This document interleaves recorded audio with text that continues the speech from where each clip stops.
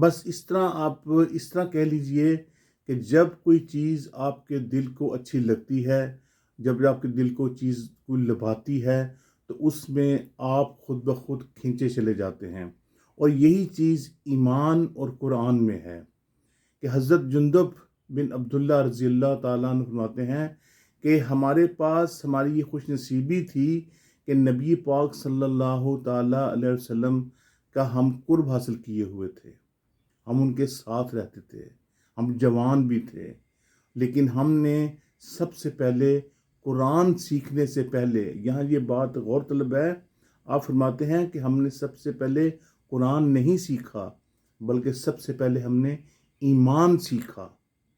ایمان کی تازگی اپنائی، ایمان کو ہم نے اپنے اندر محسوس کیا کہ ایمان ہے کیا۔ جب ہمیں ایمان کی پختگی ہو گئی، ہمارا ایمان پختہ ہو گیا اور ہم اس چیز پہ قاصر ہو گئے کہ ہمارا ایمان اب پختہ ہے، اس کے بعد نبی پاک صلی اللہ تعالیٰ علیہ وسلم کی تعلیمات، آپ کی تعلیمات یہ ہیں کہ پھر قرآن سیکھیے اور دوسروں کو بھی سکھائیے۔ تو جب ہم نے قرآن سیکھنا شروع کیا، قرآن سیکھتے جاتے، قرآن پڑھتے جاتے، ہمارے اندر ایک نورانیت پیدا ہوتی جاتی، ایک نور کی کرنیں پھوٹتی جاتی۔ جب نور کی کرنیں پھوٹتی جاتی تو ہم نے ایک کشش پیدا ہوتی جائی اور ہم ایمان کو مزید مزید مزید پہچانا شروع کر دیا کہ ایمان ہے کیا۔ یعنی سب سے پہلے ہم نے ایمان کو سیکھا اور پھر ہم نے اس کی لذت محسوس اس وقت کی جب ہم نے قرآن پڑھا، قرآن کی آیات بینات جب ہم نے پڑھی، اس کی لذت محسوس ہوئی اور اس سے ہمیں معلوم ہوا کہ اصل میں ایمان ہے کیا،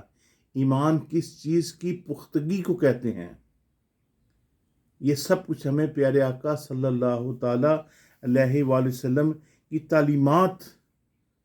نے دیں۔ اور پھر حضرت جنید بغدادی رحمۃ اللہ تعالیٰ فرماتے ہیں کہ مکلف کو جو چیزیں پہلے سیکھنا ضروری ہے وہ یہ ہے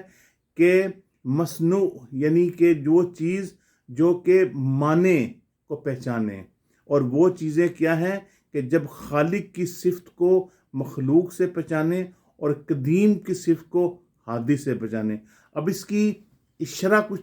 تھوڑی سی مختلف ہے۔ اس کی آپ شرح سے یہ لے لیجئے کہ جب کوئی عاقل اور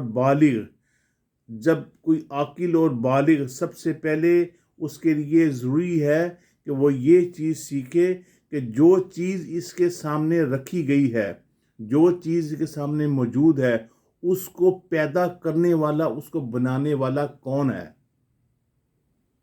یعنی اس سے ضروری، جیسے آپ کے سامنے ایک گلاس رکھا جاتا ہے تو آپ نے اس میں پانی پیا، لیکن اس وقت دیکھتے ہیں کہ یار یہ گلاس ایک ایسی چیز ہے، اگر اس میں ہم ٹھنڈا ڈالتے ہیں تو اس کی کچھ افادیت ڈیفرنٹ ہوتی ہے، جب ہم اس کو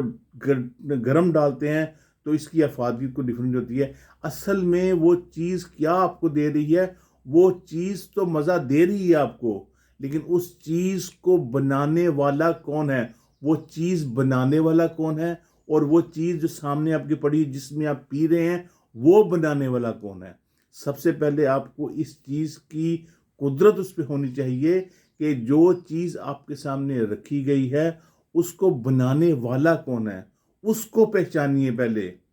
اور ظاہری بات ہے کوئی چیز ہمارے سامنے موجود ہے، ہمارے سامنے کوئی بچہ آتا ہے، کوئی بوڑھا آتا ہے، کوئی چیز نہیں آتی ہے، تو اس کا خالق تو کچھ ہوگا نا۔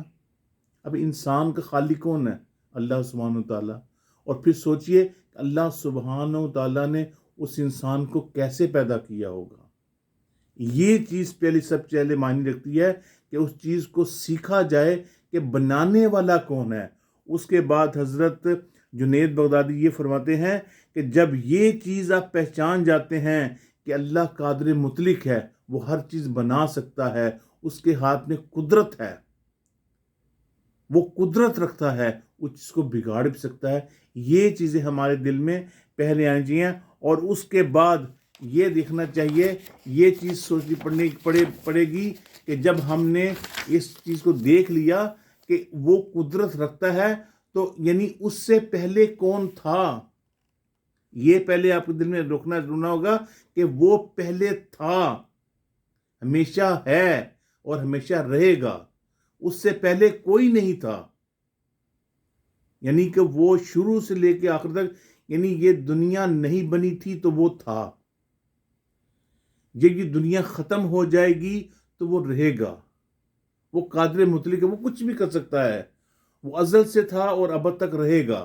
یہ دنیا ختم ہو جائے گی۔ اس کے بعد جب یہ چیز انسان کے دل میں آ جاتی ہے اور ان سب کو جاننے کے بعد حضرت ابو محمد الحریری فرماتے ہیں کہ اللہ سبحانہ و تعالیٰ کے شواہد کا مشاہدہ کرنے کے بعد جب علم توحید کی واقفیت نہیں رکھتا، جب اس کو مشاہدہ کرنے کے بعد جو علم توحید کی واقفیت نہیں رکھتا تو اس کا قدم اپنی خواہش پرستی کے گھاٹے میں پھسلتا ہی چلا جائے گا۔ لہذا ایمان کی تصدیق قلب حقیقی ہے، یعنی ایمان کی تصدیق آپ کے دل سے جب مل جائے، آپ کے دل کے ساتھ جب جڑ جائے تو وہ قلب حقیقی ہو جائے گی۔ اسی لیے اصل میں یہ ٹاپک بہت طویل ہے، لیکن اس مختصر سے وقت میں زیادہ تفسیر تو بیان نہیں کر سکوں گا،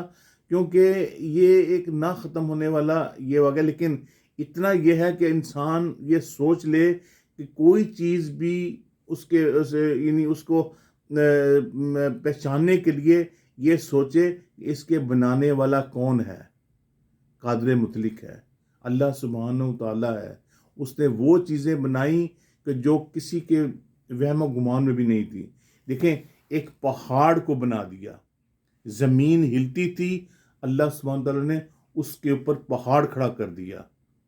ایک اس کے ٹھونک دیا کہ زمین نہیں ہلے گی۔ پھر اللہ سبحانہ تعالیٰ نے آگ بنائی، آگ پیدا کی، پھر اس آگ کو ٹھنڈا کرنے کے لیے پانی برسایا، وہ ٹھنڈا ہو گئی۔ لیکن اس کے ساتھ ساتھ بعض دفعہ یہ بھی ہوتا ہے کہ اس پانی کو آگ کے اوپر رکھتے ہیں تو وہ گرم بھی ہو جاتا ہے، لیکن اس کے درمیان میں کوئی چیز دیوار موجود ہے۔ اگر ڈائریکٹ پانی کو آگ کے اوپر پھینکا جائے گا تو آگ بجھ جائے گی، لیکن اسی پانی کو اگر آپ آگ کے اوپر رکھیں گے اور کس کے میں رکھیں گے، کسی برتن میں رکھیں گے، لیکن وہ آگ کو بجھائے گی نہیں، بلکہ اس آگ کی ہیٹ سے وہ ابلے گا، لیکن وہ اس کو ٹھنڈا نہیں کر سکے۔ کیوں؟ کیونکہ وہ پانی اور آگ کے درمیان میں کوئی چیز مقرر ہے، اور وہ کیا ہے؟ وہ ایک سطح موجود ہے، یعنی کسی برتن کی سطح لے لیں، کسی چیز کی بھی سطح لے لیں، وہ سطح موجود ہے، اس سطح کے درمیان میں وہ حائل ہے، لیکن جب اس سطح کو ہٹا دیں گے، پانی اس کے اوپر گرے گا تو وہ بجھے گی۔ اب جس کے اندازہ یہ لگا لیجئے کہ جب آپ ایک انڈا ابالنے کے لیے رکھتے ہیں پانی کے اندر، اور پانی کو اس برتن کو پورا فل کر دیتے ہیں، تو جب وہ ہیٹ سے ابلتا ہے تو پانی کے قطرے نیچے گرتے ہیں، اس کے درمیان کوئی چیز حائل نہیں ہے۔ جب وہ زیادہ ابلتا ہے تو اس کے زیادہ قطرے نیچے گرتے ہیں تو وہ آگ بجھا دیتی ہے، آگ بجھ جاتی ہے۔ تو یہ چیز رکھنی چاہیے کہ اللہ سبحانہ و تعالیٰ نے کوئی چیز پیدا کی تو اس کو پیدا کرنے کے لیے اس کی حکمتیں موجود ہیں، ہمیں یہ چیز سب سے پہلے ہی سوچنی ہے۔ تو یہی بات یہ ہے کہ ایمان اور قرآن کے درمیان کوئی چیز ایک مقرر ہے، وہ ہے انسان کی اپنی یہ ذہن۔ جب اس کے ذہن میں یہ چیز آ جائے گی، اللہ سبحانہ و تعالیٰ جب ڈال دے گا، تو اللہ سبحانہ و تعالیٰ جب ایمان کی پختگی اس کو حاصل دے گا، تو جب وہ قرآن پڑھے گا تو اس کے ایمان کی پختگی بیدار ہوگی، ایمان اس کا تازہ ہوگا، اس کے دل کے اندر کرنیں بکھریں گی، اور جب کرنیں بکھریں گی